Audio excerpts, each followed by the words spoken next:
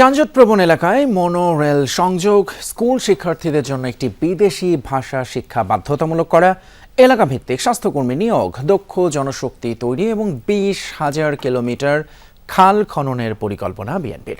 গুলশান বনানী বাড়িধারার মানুষের সামনে I have a plan বক্তব্যের অংশবিশেষ তুলে ধরেন বিএনপি চেয়ারম্যান তারেক রহমান।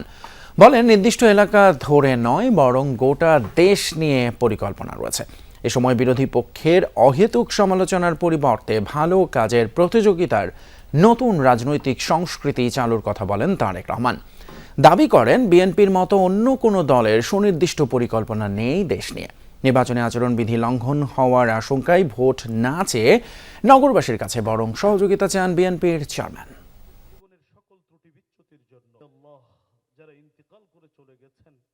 শহর আমরা এক্সপ্যান্ড যত করব, ট্রাফিক ততই বাড়তে থাকবে, গাড়ি ঘোড়া ততই বাড়তে থাকবে। কিন্তু আমরা যদি পাবলিক ট্রান্সপোর্টটাকে যদি আমরা অন্তত এরকম একটা স্টেজে আনতে পারি যেখানে এখানে যারা মঞ্চে বসে আছেন অথবা আমার সামনে যারা বসে আছেন, আমরা যদি কমফোর্ট ফিল করি যে হ্যাঁ, পাবলিক ট্রান্সপোর্টে আমরা চলাচল করতে পারবো, সেক্ষেত্রে কিন্তু ট্রাফিক কনজেশন অনেক ক্ষেত্রেই কমে আসবে।